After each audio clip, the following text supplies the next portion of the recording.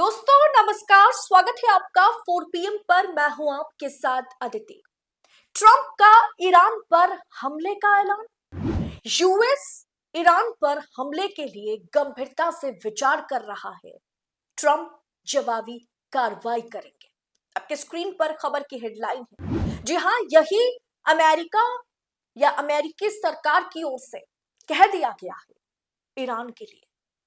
अब जानते हैं, ईरान और इजराइल के बीच जब से टेंशन बना हुआ है, जब से आरोप प्रत्यारोप, वार पलटवार का दौर जारी रहा, और अभी भी है कहीं ना कहीं अंडर करंट अभी भी है ईरान और इजराइल के बीच, तो हमेशा इजराइल नेतन्याहू को अमेरिका ने सपोर्ट किया।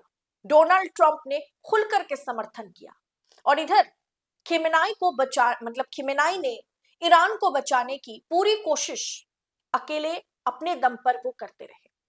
और अब वेनेजुएला पर अटैक करने के बाद, वेनेजुएला के राष्ट्रपति को, उनकी बीवी को अमेरिका उठा करके ले आने के बाद अब ईरान पर हमले का ऐलान ट्रंप सरकार ने कर दिया है। मतलब सोच रही है ट्रंप सरकार, सोच रहे हैं डोनाल्ड ट्रंप कि ईरान पर कब हमले का आदेश दिया जाए। ठीक इसी अंदाज में बात करते हुए डोनाल्ड ट्रंप और ट्रंप के स्पीकर साहब नजर आए। सबसे पहले सुनिए डोनाल्ड ट्रंप ने क्या कहा, फिर वो अंग्रेजी में बोलेंगे, हम आपको हिंदी अनुवाद करके समझाएंगे कि उन्होंने बोला क्या है। सुनिए, लेकिन उससे पहले आप देख लीजिए हेडलाइन में क्या लिखा हुआ है। साफ तौर पर लिखा हुआ है कि ब्रेकिंग न्यूज है। We are looking at some very strong options. I am getting an hourly report and we are going to make a determination very soon. Donald Trump ने ईरान पर कहा है, और ये भी कहा है जब CNN ने उनसे सवाल किया, do you think Iran takes your threats seriously, तो डोनाल्ड ट्रंप की ओर से ये कहा गया है, wouldn't you say that they probably do at this point after going through it for years with मी।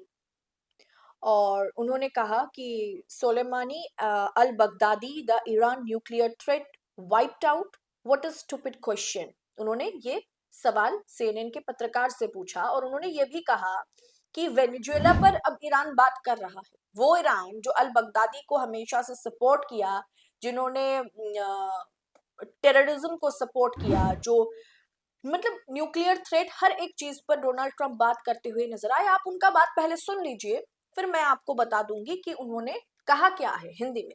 सुनिए Donald Trump. There seem to be some people killed that aren't supposed to be killed. These are violent, if you call them leaders, I don't know if they're leaders or just they rule through violence. But we're looking at it very seriously. The military is looking at it, and we're looking at some very strong options. We'll make a determination. I mean, some of the protesters were killed through the stampeding. I mean, you know, there's so many of them, and some were shot. We get a full report. I'm getting an hourly report, and we're going to make a determination. दोस्तों, Iran में अभी व्यापक विरोध जारी है। Iran में जारी विरोध प्रदर्शन के बीच अमेरिका के राष्ट्रपति डोनाल्ड ट्रंप ने कहा कि वाशिंगटन स्थिति पर बहुत गंभीरता से मैं विचार कर रहा हूं, और इसके जवाब में कड़े विकल्पों पर काम भी चल रहा है, जिसमें सैन्य हस्तक्षेप भी शामिल हो सकता है। यानी सैन्य हस्तक्षेप के जरिए, यानी मिलिट्री फोर्स के जरिए हम ईरान को चुप कराने के बारे में सोच रहे हैं। ट्रंप ने रविवार देर रात को, यानी आज मंडे सुबह सुबह जब हम तक ये खबर पहुंची, उन्होंने रात को एयरफोर्स 1 में पत्रकारों से बात किया, और उन्होंने कहा कि हम इसे बेहद गंभीरता से देख रहे हैं, सेना इस पर विचार कर रही है, और हम कुछ बहुत मजबूत विकल्पों पर काम कर रहे हैं, जल्द ही निर्णय लिया जाएगा। उधर ईरान की संसद के स्पीकर मोहम्मद बगेर ने कहा है कि अमेरिकी हमले की स्थिति में अमेरिकी सैन्य संपत्तियों और इजराइल को वैध टारगेट माना जाएगा। मतलब अगर इजराइल को सपोर्ट करते हुए अमेरिका हम पर हमला करता है, तो हम भी हमला करेंगे, और हमारे लिए इजराइल और अमेरिका की जो सैन्य संपत्ति है वो सब कुछ हमारे टारगेट में आ जाएगा, चाहे अमेरिकी सेना की बात करें, चाहे इजरायली सेना की बात करें, उनकी संपत्ति की बात की जाए, सैन्य संपत्ति की बात की जाए, सब हमारे टारगेट में होगा। फिर मतलब इधर से अमेरिकी सरकार ने जैसे ही हमला किया, उधर से तुरंत पलटवार भी ईरानी सांसद ने कर दिया। ईरानी संसद में लाइव सत्र के दौरान सांसदों ने अमेरिका मुर्दाबाद के नारे भी लगाए। इस बीच अमेरिका स्थित मानवाधिकार संगठनों का दावा है कि ईरान में प्रदर्शन के दौरान अब तक 500 लोग मारे जा चुके हैं। ईरान में जारी प्रदर्शन और भारी तनाव के बीच अमेरिकी मीडिया ने यूएस के अधिकारियों के हवाले से बताया कि अमेरिकी राष्ट्रपति डोनाल्ड ट्रंप ईरान के खिलाफ नए हमले का आदेश देने की संभावना पर विचार कर रहे हैं। जैसे मैंने आपको बताया कि अमेरिका किसी भी समय इजराइल की ओर से ईरान पर अटैक कर सकता है। आपने देखा वेनेजुएला पर क्या कुछ हुआ।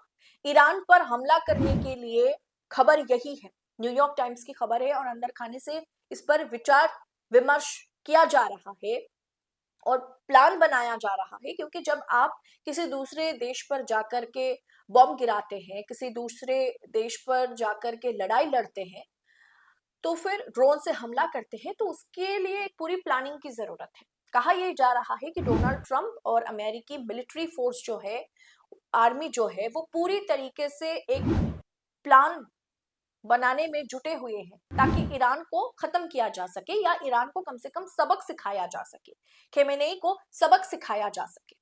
अब उसी काम में डोनाल्ड ट्रंप लगे हुए हैं और इसीलिए उनका ये बयान सामने आया, जैसे अचानक से वेनेजुएला पर उन्होंने अटैक कर दिया और उसी तरीके से वो ईरान पर भी हमला करने के बारे में सोच रहे हैं, और सोचते सोचते वो कई मर्तबा ईरान को चिता भी चुके हैं, है ना। आप देख रहे हैं कि अमेरिकी राष्ट्रपति जब से सेकेंड टर्म के लिए राष्ट्रपति बने ट्रंप साहब, वो अलग ही दुनिया में जी रहे हैं। उनको नोबेल पीस प्राइज चाहिए, लेकिन चारों तरफ आग जला करके, बम गिरा करके, लड़ाई लड़के। दोस्तों, अमेरिकी राष्ट्रपति को सैन्य विकल्पों के बारे में ब्रीफ भी किया गया है। न्यूयॉर्क टाइम्स ने अमेरिकी अधिकारियों के हवाले से बताया कि ट्रंप बढ़ती महंगाई की वजह से हो रहे विरोध प्रदर्शन, दंगों पर तेहरान की कार्रवाई के जवाब में ईरान पर हमले का आदेश कभी भी दे सकता है।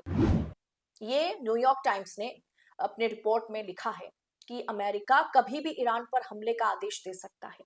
अमेरिकी राष्ट्रपति ट्रंप ने जो ट्रूथ सोशल मीडिया प्लेटफॉर्म है अमेरिका में, उसमें ईरान के लिए कहा है कि ईरान आजादी की तलाश में है तो अमेरिका मदद के लिए तैयार है।